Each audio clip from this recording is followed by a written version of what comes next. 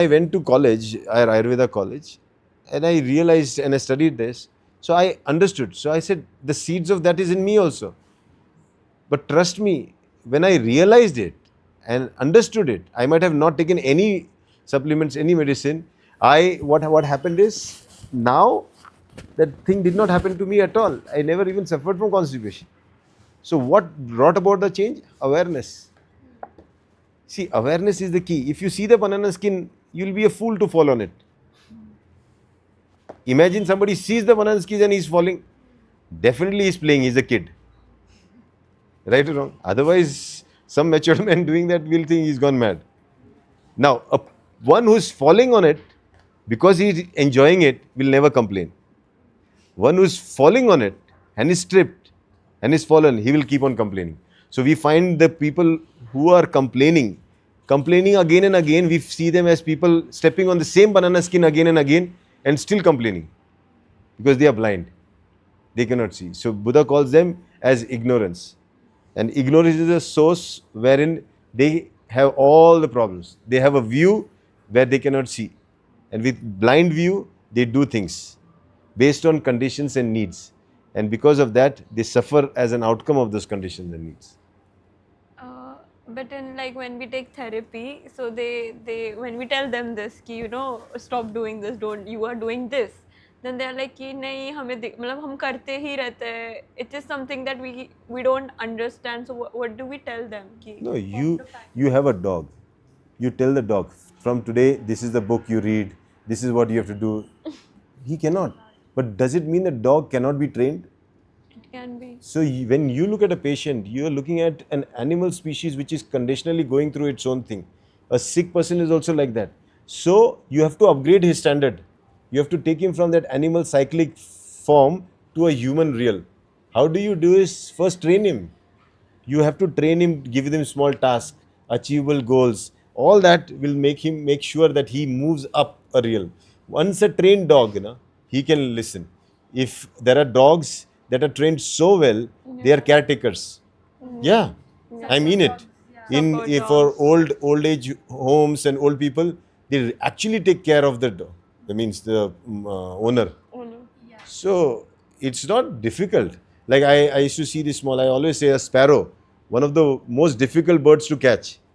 But there's a small video on this thing, what do you say, archives from the British Telecom on YouTube, you can see. So this lady, she's dressing nicely and there is this bindi. Who is putting the flower? One sparrow is putting this flower, one putting the bindi. She doesn't even have to see the mirror because the bird knows what is the perfect center. And I was shocked, they are trained so well that even a bird is doing the makeup for that lady. And we just cannot make up with our partners. Yeah? we are struggling to make up there. No, so the key is understanding these sutras, the concepts here. And it's not religious. It's something that we have to understand, it's spiritual. Because at the end, the only thing that matters is your spirit. Not the body, not the experience of the thing. What spirit are you right now living? Are you in your high spirit or your low spirit? That is what matters. Your spirit means, we say, energy. That what kind of energy drives you to do things? Is the energy of or passion for doing things makes you do things? Or is the energy of not doing helping to not do things? So we have pitta as the doer and the kapha as the non-doer. Right? In non-doing, there is formation. In doing, there is always break. Yeah. In life, when you will start doing things, it will break. Everything will break because that's doing. Right? In non-doing, you will start to form. So you should be smart enough where to form and where to break. You should know where to pause and where to move. So that's why he's saying, if you do this and you fix there is wrong. You do that and you fix there, that is also wrong. You cannot do one only thing again and again. Means when you churn, if I churn only on the right hand side, will I get anything from the buttermilk?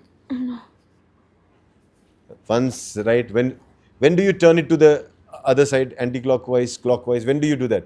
First you do it clockwise. Then when do you turn it left hand side? When you see that the content is all going this side, then you immediately turn it this side, right or wrong? So when everything is going this side, then again you turn it this side, right? So life, when it is going this side, turn it this way. When it's going that side, turn it this way. You churn it. Okay? By churning, you take out the essence of life. So you should know how to do that. And this practice is basically that. So what you're doing is, you're doing samatha, means reverse counting, bringing to a point. Then when you'll go to the next belt, the orange belt, you'll do vipassana, more practice. That is forward. So you'll do from 1 to 10. Okay, here you're doing 9 to 0, where 0 is the destination. So you go from 9, you go from 29, you go from 99. But you're going at one point. Now, when you're going from that, and in the next belt, you'll go from 1 to 10. But if I tell you to go to 20, 100, then you'll be going lost. So we block you there. So 1 to 10 we tell you, we say again do 1 to 10, again do 1 to 10, again do 1 to 10, only forward, only forward. So you are only doing forward but locked up. So it's a repetitive cycle. So we create a new loop. First one we break all the loops, in the next one we create the loop of awareness. Now you get bored in that, very bored, because 1 to 10, 1 to 10, 1 to 10, nothing to do. Then the mind says, don't leave it to me, I'll do. As soon as it happens that you are now getting good at it, we say now you do the third belt, yellow belt, where we say no count. But now you're used to counting either backward or forward. And we say now no more counting. If one also number coming in your mind, it's gone. So we say, okay, only watch. Not possible. The only thing you will do is you'll start counting front or back somewhere. Because you cannot do anything. Or you will have thoughts. The one that were not there will come again. भाई साहब हमको भूल गए थे, आ गया मैं. And when that happens, what do? You go again back to your forward count. With that also the thought still remains. Then because it's still boredom, so thought says, I'll be there now, don't worry. Then you go back to your reverse count. So you need to flip-flop. So that's why there are 6 gates. They call the 6 gates of Chai, that he was one of the great teachers who taught meditation. Even Kumar Jiva talked about it. So when you enter awareness, you enter through these 6 gates. In that, the 5th gate, he always says, is the returning. So while you finish these 4 gates, okay, like you will finish the red, the orange, the yellow and the green belt. Then what do? You go to the 5th gate, that is returning. Again do these 4. Again do these 4. By doing the 5th gate, means repeating all these 4, you enter into the 6th gate. You understood? So beautiful. So you enter into the 6th gate. This 6th gate will give you the result of all that was being done in the 5 belts. So 6th is the outcome of that. And because now the 6 are there all together, you see that everything is just vanished, and that's your final belt, the 7th belt, where it's called the Sahasrara. Means now you're free. So understand this, Panchakosha. This body, Annamaya Kosh, okay, needs food. Without food, this body doesn't exist.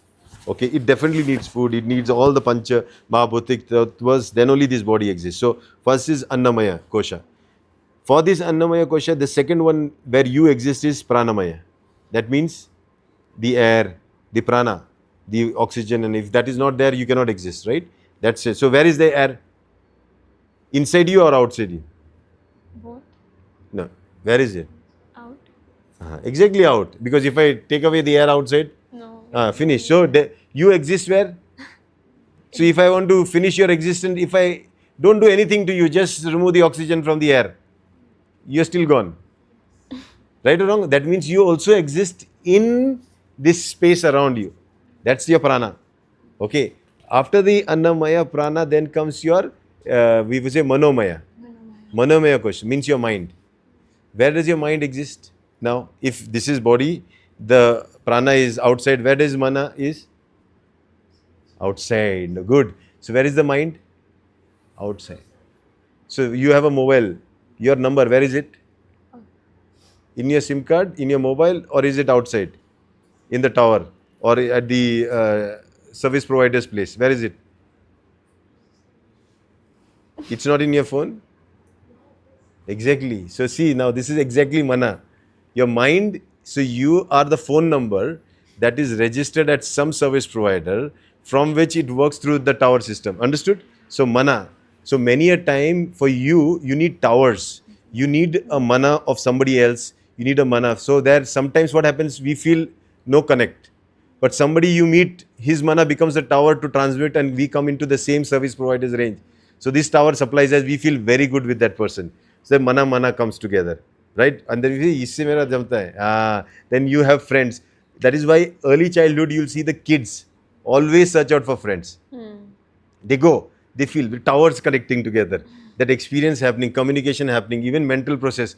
ओ मेरा और उसका मस्त जमता, हमारा ऐसा, अरे साला कैसे कम्युनिकेट, टावर टू टावर चल रहा है. ओके, नंबर अलग अलग नंबर है लेकिन टावर सेम है. You understood? So they are there. So we all talk about one mind. Technically, there is only one service provider with different numbers, right? So same is it. The existence only has one mind, and that's what she's studying. That's what called mind only. Chitta matrata. And that's Yogachara's concept. So someday if you want to know the depth of it, you will realize that in the Sandhi Nirmochan Sutra, it's explained beautifully by Buddha in that. So that's what the mind is. So we finished so where do you exist? In the mana, right? So Annamaya, then your Pranamaya, Manomaya, and then Vigyan, Jnanmaya. Jnanmaya matlab your consciousness. Your consciousness is expounded everywhere. When you look at a mountain, who's looking at the mountain? You. How do you know? Because the mountain has entered you and you have entered the mountain. Every object and your sense organ, they say subject and the object, when they get connected, consciousness is one. Now, you cannot see the moon because it's not in your conscious sphere, because you're not seeing it. It doesn't exist for right now. So it is not there. It's not in your consciousness. But once you see everything around, you're in your consciousness. You understand? So your consciousness is an expansive you. So you exist in every consciousness that is around. Everything. Now, your consciousness, the other consciousness, all together make your consciousness. You understood? So you should be conscious being. That is why we say we sentient beings. Now, consciousness keeps you aware of your expansiveness. How big you are. How great you are. Then why worry about what do you want? All this is yours. Everything is yours. You're so big. Okay, that comes your Vigyanmaya Kosha. And then after that, Anandamaya Kosha.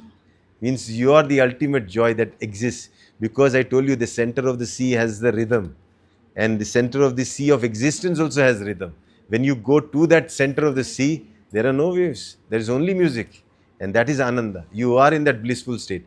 That is why they say that you are Anand. You are that Chitta, that is the mind, that enjoys this Anand. You are that truth, reality. All these five together. You understood? So how big are you? My goodness. That is why when a person gets enlightened, the only thing, he doesn't do this. This is a sign of a person who is seeking enlightenment.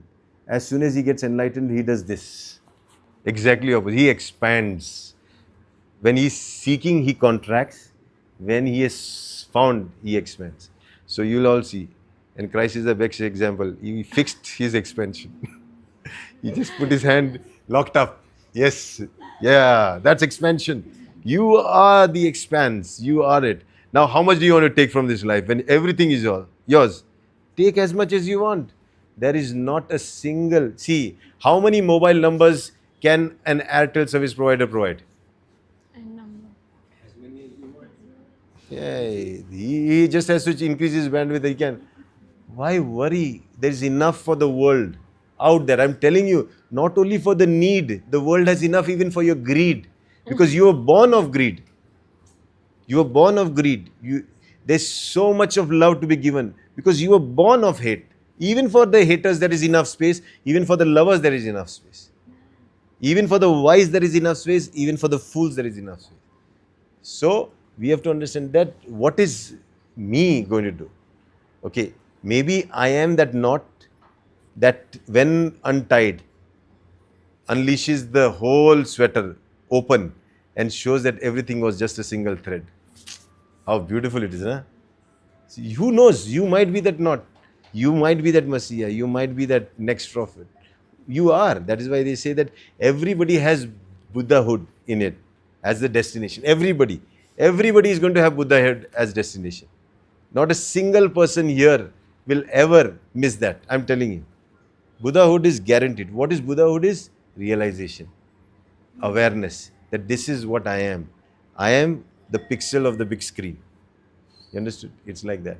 And that's why once one bhikshu comes to Buddha and he says, Buddha, you keep on saying this shunya, shunya, shunya, shunya, nothing, nothing, nothing.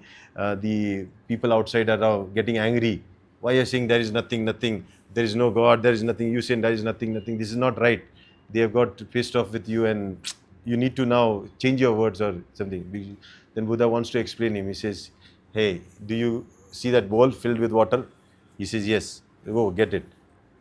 Then the bhikshu comes, he brings that bowl filled with water. He says, what do you see in this? Say, it's filled with water. So he says, throw it.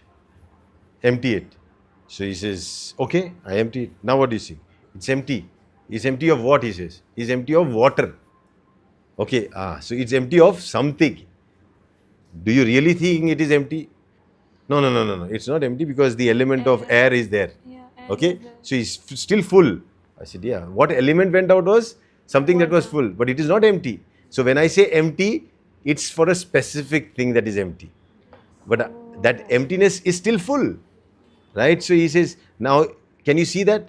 He says, yes, yes. But he says, dive deeper. Okay, do you really see there is only air in it?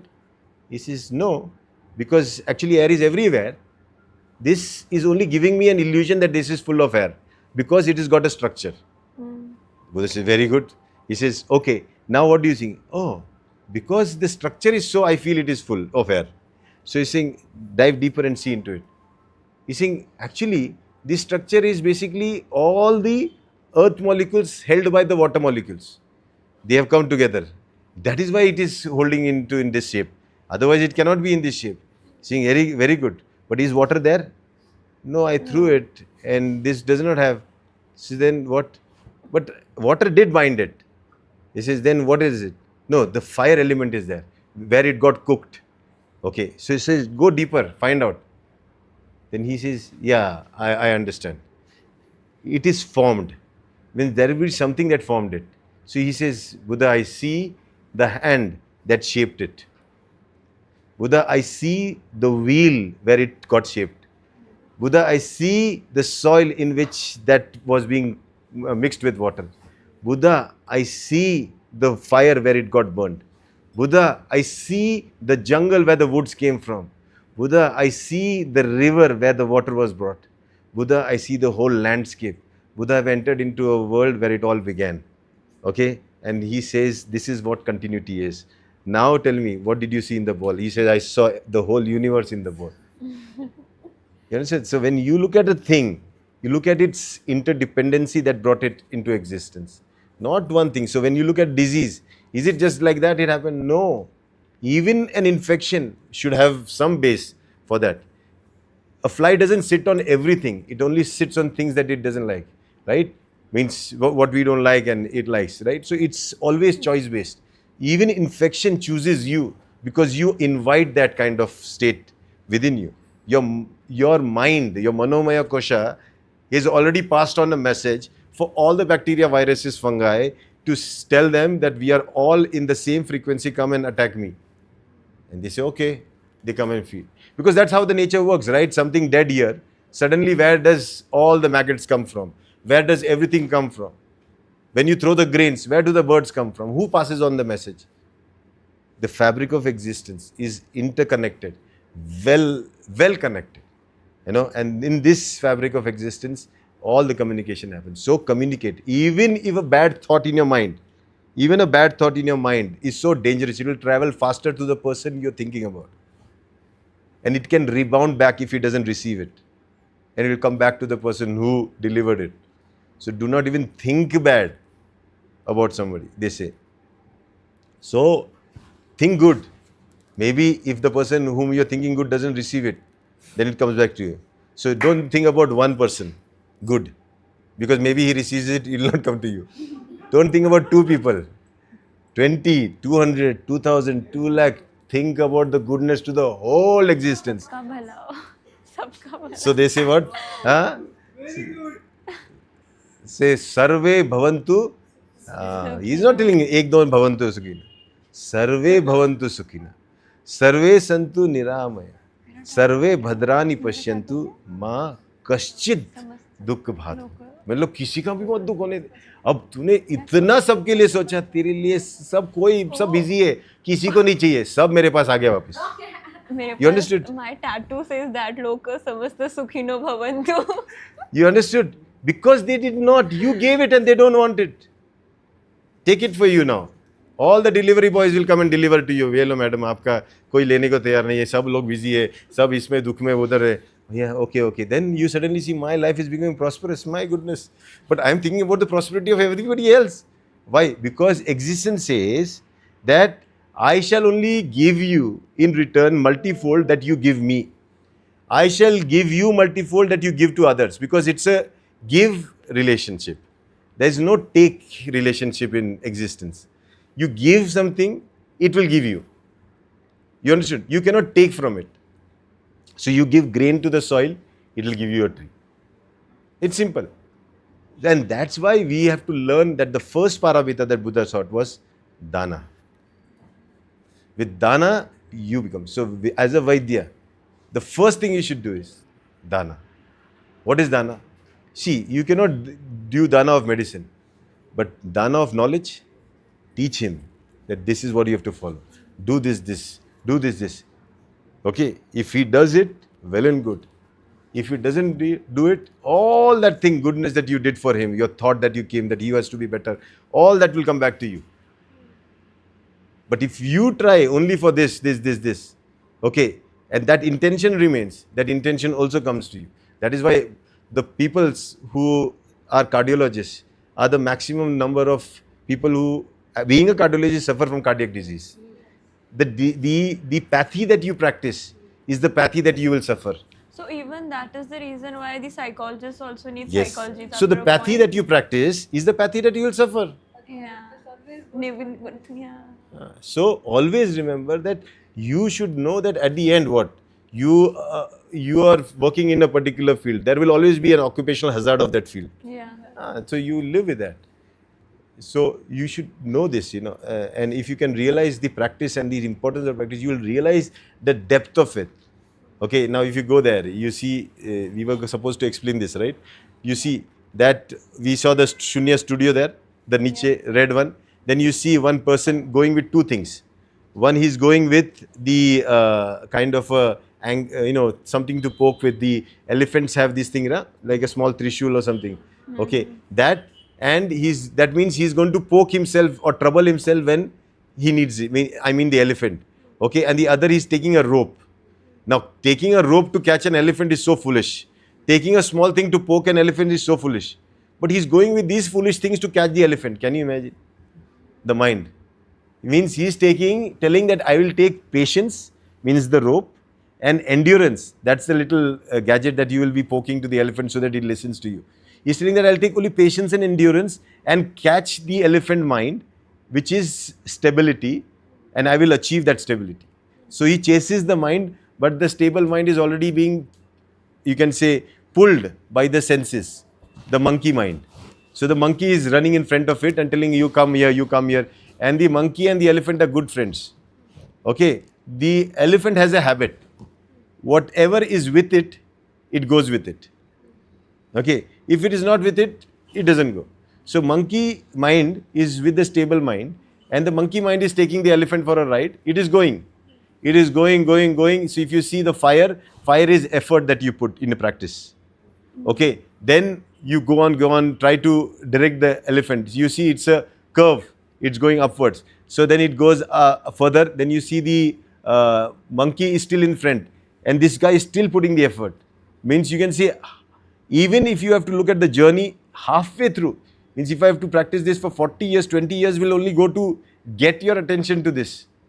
You understand? So it's going to be a journey of patience and endurance together. Go there. And then when you see that elephant has started to look back, it turns white. Okay, that white symbolizes awareness. Now it's looking back at who is looking at it. Okay, we are observing our mind, and at one point your mind will observe you. Okay, it will suddenly stop. The monkey will want to distract it. But exactly on that top of the elephant comes a rabbit. a jumping mind who want to skip and move. Because rabbits don't run, they jump. Okay, so one is this distracted mind, the other is a stable mind, and the other is a jumping mind from one thing to another thing. So we know how do we find a person if he's talking, if he's jumping from one topic to another topic, doing one thing to another, we know his rabbit mind is very powerful, very strong. Okay, or we know he's getting distracted means his monkey mind, or he's very nicely sitting is a elephant mind. Elephant. So you need to know. So after that, he continues doing that. These rope and this is just his confidence and thing that he has. Nothing that rope is going to do, nothing that thing is going to do. But he still carries it because he needs something. Without that, he cannot do. So he's going there, going. If you look at it, it's all step one belt of the other, and his belts keep on changing from red, orange, yellow, green, blue, indigo, violet. You'll see all of this belt changing, and you'll see that the elephant is initially, okay, this person is behind, and afterwards, this person is in front, elephant back, then elephant in front, and he this back. Means it doesn't matter. Now the elephant has become your partner. Where you will sit, your mind will sit. Where you will walk, you're in front, it will follow you. If you are lagging behind, it will go forward and pull you back. So you will never lose that relationship of stability. And now you have achieved it, and you'll see the monkey has gone, the rabbit also has gone. Okay, and you'll see no more effort required, it has become effortless. Now the most heaviest elephant becomes the flying elephant, the light one. Okay, it takes you, like they say, there's this white elephant. That's why the symbolism of white elephant, that it takes you to your wherever you want to go. It's like the Airavat of Indra. You can travel heavens and whatever